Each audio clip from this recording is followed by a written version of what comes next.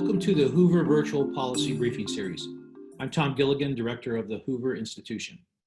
The principles of individual economic and political freedom, private enterprise, and limited representative government were fundamental to the vision of our founder, Herbert Hoover, and remain as compelling to us now as they were more than a century ago. A preeminent research center, the institution has remained steadfast in its commitment to finding solutions grounded in history, data, logic, to many of the most difficult challenges that we face. The dissemination of our work has led to significant impacts on important public policy initiatives here and around the world. These briefings provide an opportunity to hear directly from some of our distinguished scholars on a wide array of domestic and international issues. Thank you for joining us, and I hope you find value in today's discussion. As a reminder, we will be taking audience questions, and I want to encourage you to use your Q&A button at the bottom of the screen to submit your questions. Today's discussion is with renowned China expert Elizabeth Economy. Liz is currently a Hoover Distinguished Visiting Fellow and will be joining us in the fall as a Senior Fellow. She is currently the CV Starr Senior Fellow and Director for Asia Studies at the Council on Foreign Relations. Liz is an acclaimed author and an expert on Chinese domestic and foreign policy and was named one of the quote unquote, the 10 names that matter on China policy by Politico Magazine. Her recently released book entitled The Third Revolution, Xi Jinping and the New Chinese State analyzes the contradictory nature of reform under President Xi. Liz, thanks for joining us today. And just for the audience's knowledge, you're coming to us from New York City, is that correct? I am indeed, from the epicenter. You're downtown in the epicenter. Good. Well, stay healthy, but thanks for calling in today. We appreciate it. Liz, you're such a deep, knowledgeable expert of China. Let's start with maybe some facts people don't know about China. Tell us a little bit about the Chinese Communist Party. Who's in it? What are its governance responsibilities and goals and mission? And just whatever you think we need to know about it. Sure. Okay. It's a big opening question. Books have been written on this, but let me try to just scope it down a bit. So the Chinese Communist Party is really the sole governing party in China. There are about 90 million members of the party. Roughly about 7% of the Chinese population belongs to the Chinese Communist Party. It is highly selective, so it's not like the Democrat or the Republican parties here in the United States where you can simply sign up and register to be a Democrat or Republican. You have to apply and go through a series of tests, both in terms of your leadership potential, your loyalty to the party, your knowledge of the history of the party. So really only about 10% of the people who apply for membership eventually become members. And some people apply several times over a period of a couple of years. In fact, Xi Jinping himself reportedly had to apply 10 times before he was accepted as a member of the Communist Party. The reason that being a member matters is really because the Communist Party members are the ones who occupy all of the most important positions in government. So if you're interested in serving in government, for example, if you want a civil service job, 60% of all civil service jobs require that you're a member of the Communist Party. And certainly in the upper echelons of the Chinese government, the top leadership positions, if to be the head of the ministry or a head of a state-owned enterprise, you have to be a member of the Communist Party. I mean, 99% of those positions are filled by party members. You can kind of think of the party as a pyramid in terms of its overall structure, with the General Secretary of the Communist Party, Xi Jinping, sitting at the apex. Then you have the Standing Committee of the Politburo, which includes Xi Jinping and another 6 members. Then you have the Politburo, which adds an additional 18. So all told, you have 25 members of the Politburo, only one of which I will point out is a woman. And then moving down a level, you have the Central Committee, and that's about 200 full members and 170 or so alternate members. All told, those 400 to 410 members from the Xi Jinping down through the alternate members of the Central Committee, really those are the 400 most important people in China's political system, and they sit on top of that 90 million Communist Party, member Communist Party. A citizen of China who is not in the Communist Party, do they have different political rights? Are they less status, or how do we think about a non-Chinese Communist Party member in China? Well, they don't necessarily have fewer political rights. They have fewer political responsibilities, certainly, because members of the Chinese Communist Party, where they work, they belong to a party cell. They'll have to meet, sometimes weekly or even more often to discuss, Xi Jinping's most recent speech or his activities. Mm-hmm. There's even an app on a phone now where if you're a member of the Chinese Communist Party, you have to take quizzes on what Xi Jinping's, thought is about, or what, his activities were recently, recent party dogma. Take these quizzes and report them to the local party head of your work unit. The anti-corruption campaign that Xi Jinping launched when he first came to power back at the end of 2012 has targeted Communist Party members, not the broader public. So when you see numbers of 500 and 600,000 people every year being detained for corruption, those are all members of the Chinese Communist Party. It used to be that being a Chinese Communist Party member gave you not only political advantages, which it still does certainly, but also economic advantages, because a lot of party members would use their position for personal economic gain. Mm-hmm. But that's one of the things that Xi Jinping has really targeted with this anti-corruption campaign. Mm-hmm. In terms of the broader rights of the people, essentially they're the same. So whether you're talking about the surveillance system or internet restrictions or whatever else it might be, those things apply equally to party members and non-party members. But it does mean that you are outside the political power structure. And it means you have very little agency in terms, if you're not a party member, very little agency, very little ability to influence the political system and really the political world around you. I see. Let's talk about Xi Jinping. He's China's current leader. Tell us about how he got there, what he's about, how he's different from past leaders that China has had. Sure. So Xi Jinping, follows on the heels of Mao Zedong and Deng Xiaoping and Jiang Zemin, and most recently Hu Jintao. Xi Jinping was selected, as General Secretary of the Communist Party at the end of 2012 and became president of the country in the spring of 2013. He's ushered in, I would say, a fairly dramatic set of policies that are producing quite a different China from the one that we had come to know over the course of the previous 30 or so years from the time that Deng Xiaoping took power in the late 1970s. And I think of it really in terms of four pretty significant shifts in the way that Xi is governing the country. The first is in terms of his own consolidation of power, consolidation of power, of institutional power into his own hands. Xi sits on top of all of the most important committees and commissions that oversee large parts of Chinese domestic and foreign policy.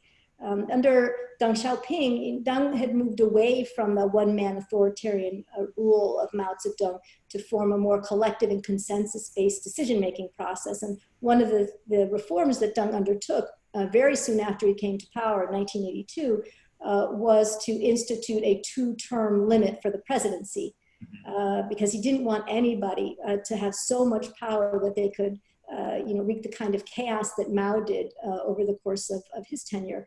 But Xi Jinping managed in 2017 to upend that two-term limit on the presidency. So he can now hold three positions: General Secretary of the Communist Party, President of the country, and Chairman of the Central Military Commission for his life. This was a really big deal. It got a lot of attention here in the United States, but it was also a very unpopular move in China. So that's the first big shift, is just that he's taken control of a lot of power in his own hands. The second shift, I would say, is that Xi has really moved to reassert the power of the Chinese Communist Party back into everyday Chinese political and economic life. Another hallmark of the Deng era was really withdrawing the party, allowing market forces to begin to develop and to flourish, both market in terms of the economy, but also the marketplace of ideas. Yeah. So Xi Jinping, has put in place this massive surveillance system, right? This sort of technological surveillance system. He's pushing forward with this idea of a social credit system, which is going to evaluate the Chinese people on their political and economic trustworthiness and then reward or punish them accordingly. So, you know, some people who haven't paid their debts back in China already can't get on a train or a plane. It's part of the punishment in this system. Right now, there are just 40 different pilot projects underway, but it's supposed to roll out nationally over the course of this coming year.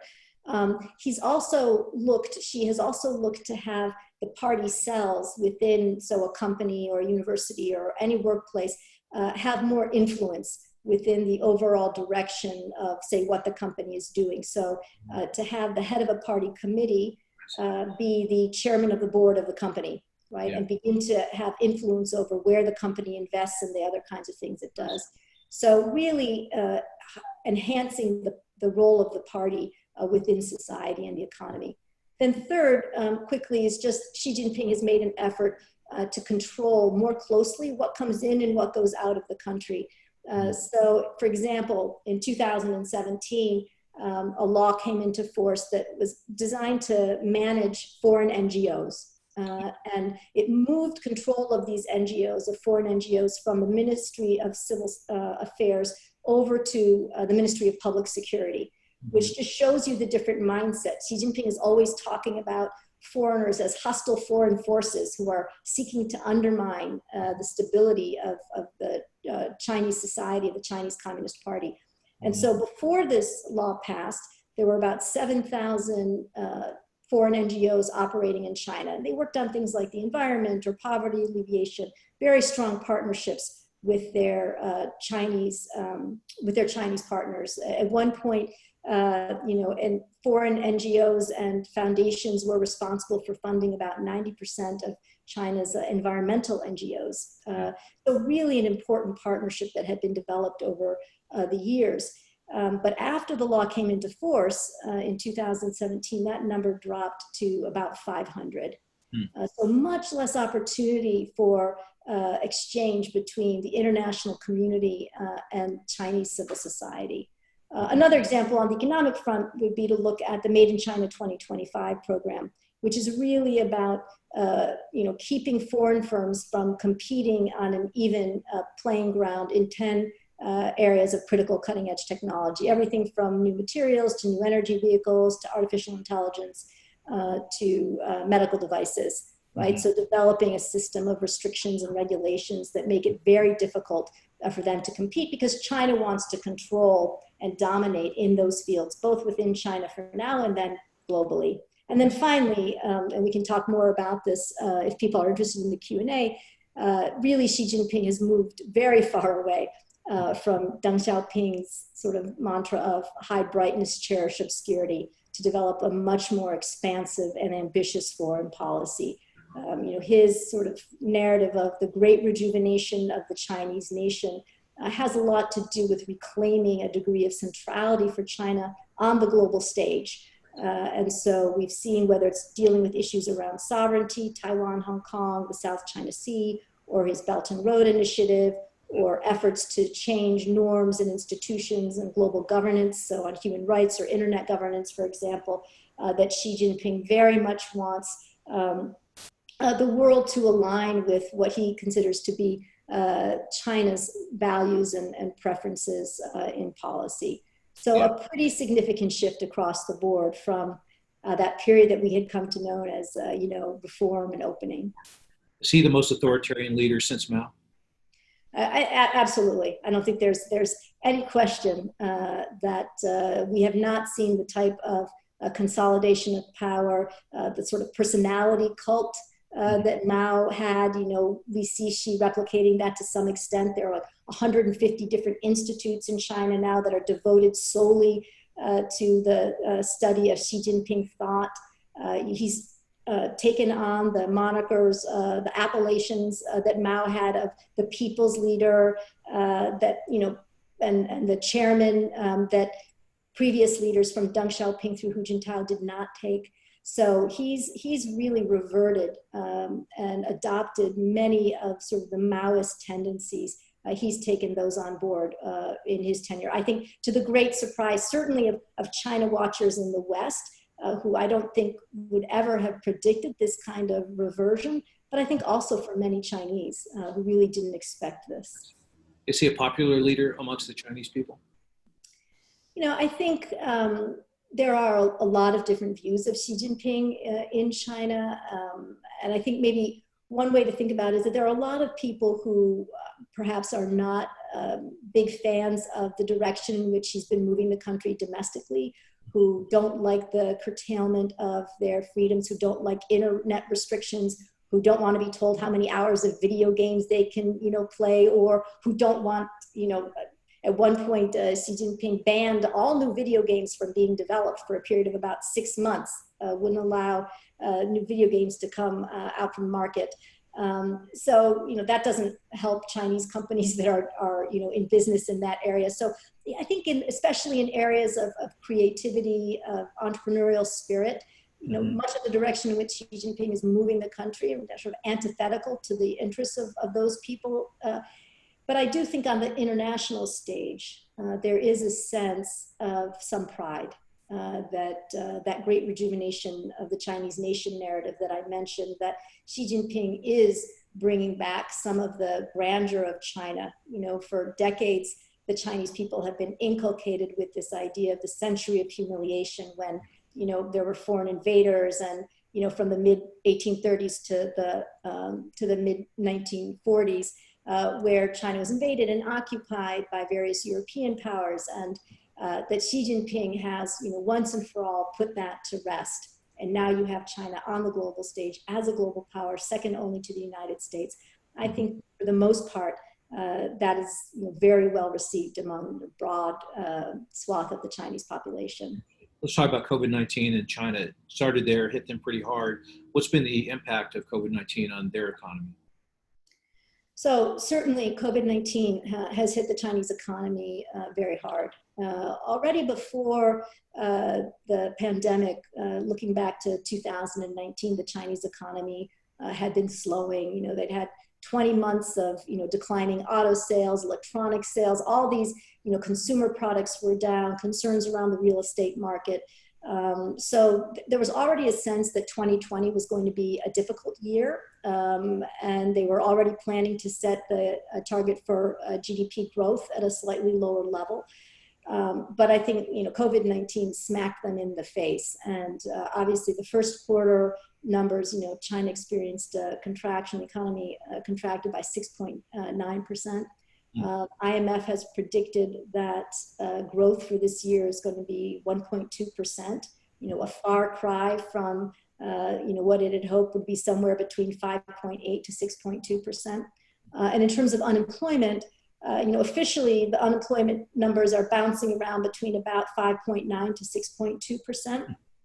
But if you include all of the migrant workers or individual entrepreneurs who are not covered in the social insurance program, that number, balloons to as much as 20%. That was a number that came out of a securities firm, Zhongtai Securities. But unfortunately, apparently the person who put that number out there was dismissed soon after he mentioned that fact. So they're facing a lot of pressure. And, again, last year in 2019, they'd already formed a new leading group on employment, which is a signal that they were concerned about employment already, because the leading groups are these very top level groups that address sort of the most important issues that the Chinese Communist Party has to face. And they've just established a new one just a few weeks ago, basically on maintaining peace and stability. So between the unemployment leading group and maintaining peace and stability, you see that they are very concerned about the potential for unemployment and social unrest during this very challenging economic period. Yeah, we all see numbers of infections and deaths coming out of China. How reliable are those numbers? So, all numbers in China have to be taken with a grain of salt. I think, every year people question the GDP statistics, and, people are always trying to develop alternative ways to, sort of calculate what China's GDP really is, looking at electricity or sort of the traffic and trains and trucks. So there are always doubts. You know, at one point, China revised its coal consumption statistics, you know, for over a decade, revised them up, you know, 15 or more percent. So I think it's reasonable to assume that the number of deaths and cases have been underreported, despite the fact that they did do a revision a few weeks ago and increase the number of deaths that they reported.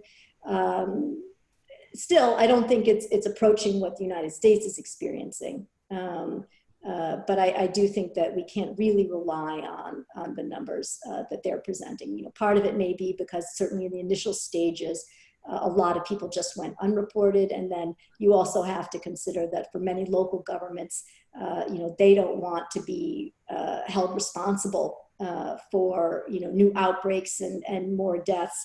So there really is a strong incentive to underreport. And they don't have the same transparency that we have. They don't have an independent media going after these types of things. And when they did, in the early stages of the pandemic, when you had all these citizen journalists and you had journalists rushing to Wuhan to try to do accurate reporting, you ended up with, you know, stories about how the numbers that were coming out of the hospitals did not accord with the records in the hospitals or with, you know, the activity of the crematoriums. And so you really began to get the sense that that they were not reporting accurately. But of course, you know, they've now detained, arrested as many as 1,000 of those people who were doing that kind of on-the-ground reporting. And some of them are still missing. So we're not getting that kind of transparency that we would need to make an accurate assessment. Got it. Liz, there are some important political meetings going on in China this week. Would you tell us what they are and what the important outcome from those meetings will be? Sure. So starting at the end of last week and running through the end of this week, we have the Lianghui, which are the two sessions, and they bring together the National People's Congress, which is kind of our congressional equivalent, but a little bit different.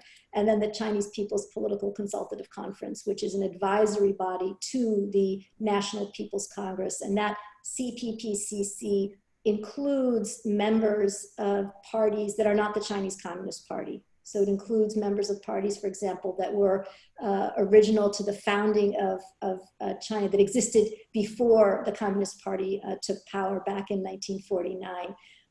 So they have some historical resonance, and also representatives of various sectors of society, like, you know, tech entrepreneurs will be members of the CPPCC, some of them that aren't members of the Chinese Communist Party.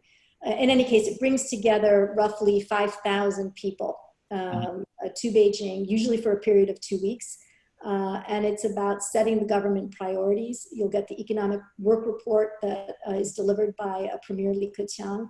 And then, you know, a number of other kinds of proposals that will be debated, some very big ones and some very narrowly focused things. Like there was a proposal in the CPPCC, for example, about what to do about medical waste from COVID-19, how to properly dispose of it in the sewage system. So it could be a very narrow type of issue that's raised. There's as many as 3,000 different proposals that will come out of the Chinese People's Political Consultative Conference, for example. But generally what we hear about are the big ticket items. So for example, what we've heard already coming out of this particular two sessions, I think the biggest first announcement was that China was scrapping its GDP target for this year. And that's the first time that I've heard of them doing that in my memory of studying China. And beyond that, it's significant because this was the last year of a 10-year period in which Xi Jinping had said China was going to double its per capita income from 2010 to 2020. So this should have been the capstone year where he announced success in doing that, but that would have required meeting that 5.8 to 6.2% GDP growth target, which they're not going to meet. So this is an acknowledgement that they're going to fall short here. I would guess that next year they will declare victory, assuming that the economy rebounds. And for this year, they're saying we want to focus on qualitative growth, which has a lot to do with just maintaining employment. For example, Xi Jinping has told state-owned enterprises that they are forbidden from firing workers. So really that focus on employment again is top of the agenda. So that's one big announcement. The second one, I think, is this new gigantic infrastructure plan. So they have a big fiscal stimulus plan, and as part of that, a huge new investment in next generation infrastructure. So that means, another 300,000, for example, 5G base stations. That's part of that, or a massive effort to cover the country with charging stations for electric cars. So really trying to position China for the next decade and beyond. Moving away from some of the more traditional infrastructure, airports and high-speed rail, et cetera, and trying to lay the foundation for the next generation of China's development. So that's another big announcement. But I think one that has certainly captured the attention now of people here in the United States and in Europe and certainly in Asia has been the Chinese government's announcement of their plans to pass a new law on Hong Kong's national security, so a national security law for Hong Kong. And the reason that this is significant is that, as I think Secretary Pompeo suggested last week, the way that it's shaping up suggests it could mean the death knell for one country, two systems, for the fairly significant degree of autonomy that Hong Kong has, political autonomy that Hong Kong has experienced since 1997, and the handover, and frankly that it expected to anticipate until 2047, because that's the period, that the agreement, the basic law, the agreement that was struck between the UK and China at the time of the handover. Hong Kong was supposed to retain this very high degree of political autonomy, judicial independence, et cetera, for that 50-year period. So now we see, China coming in and saying, basically, we're tired of all your protests for democracy. We're tired of your, booing the national, mainland Chinese anthem, of all your disrespect, of your failure to implement patriotic education, et cetera. And they're coming in with this law against, secession, sedition, against foreign influence.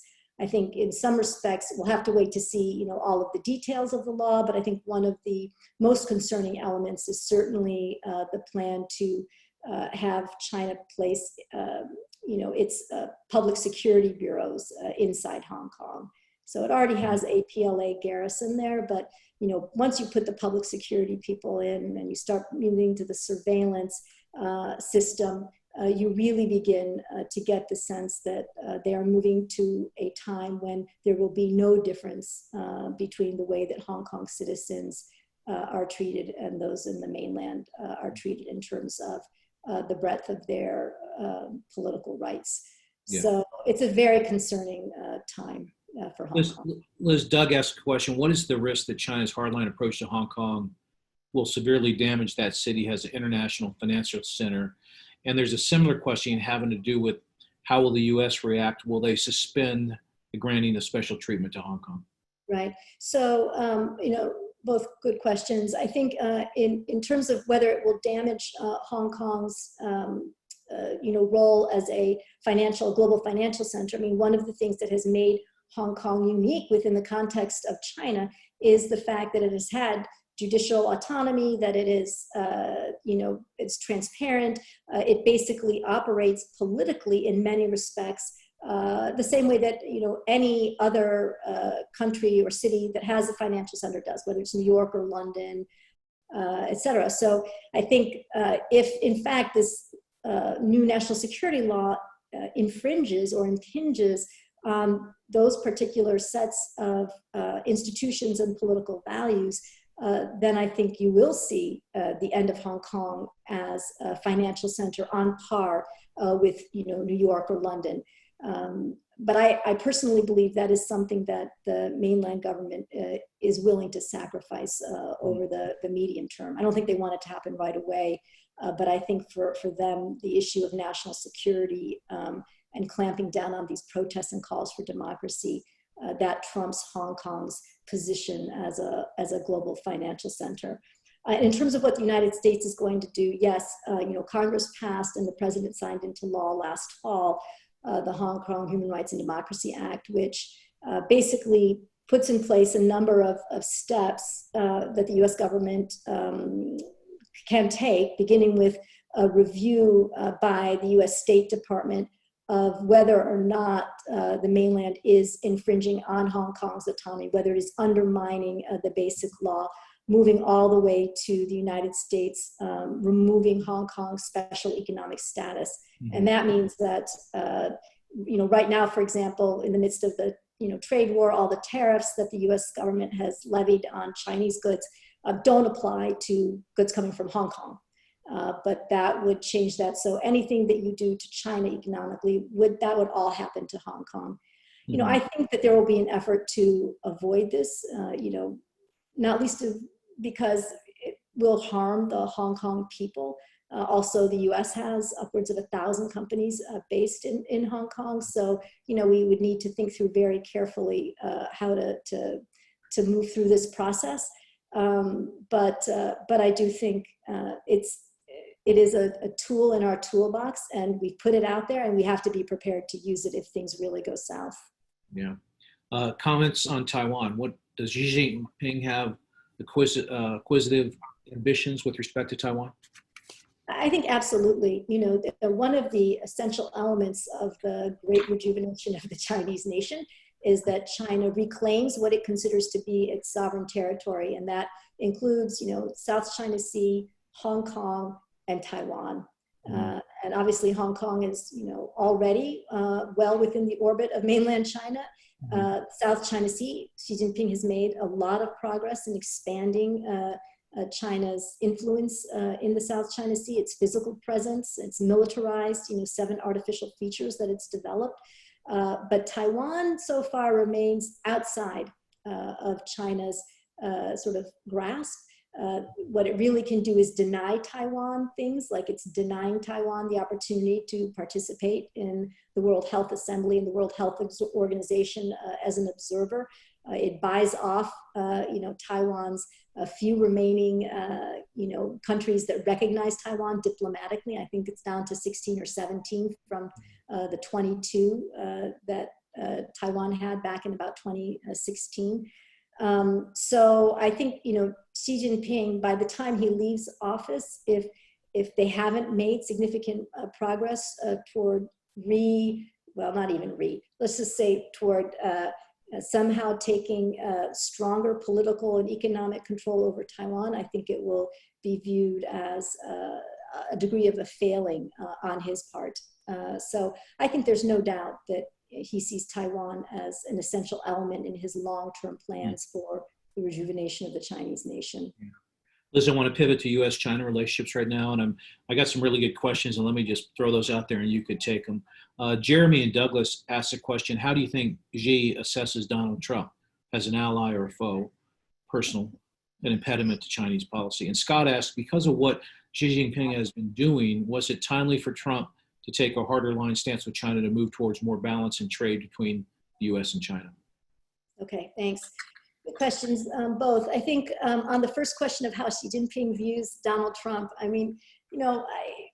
President Trump has on occasion talked about Xi Jinping and their great relationship, and he admires Xi Jinping, he views him as a good friend, and then sometimes he said we're not such good friends after all, so it's moved around a little bit. I have to say that I haven't seen Xi Jinping respond in kind. I haven't seen Xi say that Donald Trump is his best friend. In fact, Xi Jinping has publicly said that Vladimir Putin is Xi Jinping's best friend in the international arena. I think Xi probably views President Trump as a challenge, in part because President Trump is unpredictable and has taken, I think, a much tougher line in many instances than Xi probably anticipated at the outset of President Trump's tenure. At the same time, many around President Xi see President Trump's sort of America First agenda and his decision to pull out of things like the Paris Climate Accord or to pull out of the end-stage negotiations on the Trans-Pacific Partnership as offering a real opportunity for China, to step into the breach, to fill the vacuum of global leadership left by the United States. I don't happen to think that China's done a very good job of filling that vacuum, nonetheless, I think from the perspective of Xi Jinping, President Trump has kind of left the field wide open for China at this point. So in that sense, I think he probably thinks it's a good thing. As to whether or not President Trump, the Trump administration was right to take a tougher line with Xi Jinping, I happen to think that it was the right decision. I think pretty much across the board that China under Xi Jinping poses a fundamentally new and different challenge to US interests. And you can see it, again, in the moves that it's making right now with regard to Hong Kong or the South China Sea, its threats against Taiwan. You can see it, in terms of its desire to spread its influence through the Belt and Road Initiative, and certainly at the level of global institutions in the United Nations and elsewhere, where it's really working hard to sort of transform norms around human rights and what constitutes, a human right. Is it inalienable?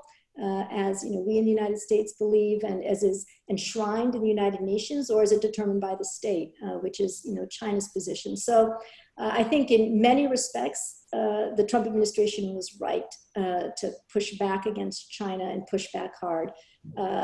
Where I think the administration perhaps has fallen short, probably in two areas. One, in terms of articulating a positive narrative about what the US stands for and what the US brings to the table. So are we in fact in support of the liberal international order, of freedom of navigation, of free trade, of human rights? We don't hear President Trump talking about those kinds of values and norms very often. So we're in a much more reactive and defensive position, pushing back against a lot of Chinese initiatives in a way that I'd rather see us being more proactive.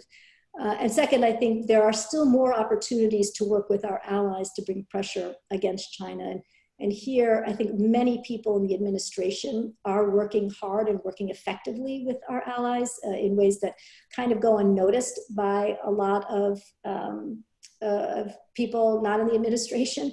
But in particular, if you look at Japan and Australia, but there are many more opportunities, particularly with our European partners, that we should be trying to work with them, not just beating them over the head about, 5G and Huawei, or threatening them with, trade war and this kind of thing. We have to be able to distinguish between our allies and our partners, and, countries like China that, pose a true systemic, challenge to the United States.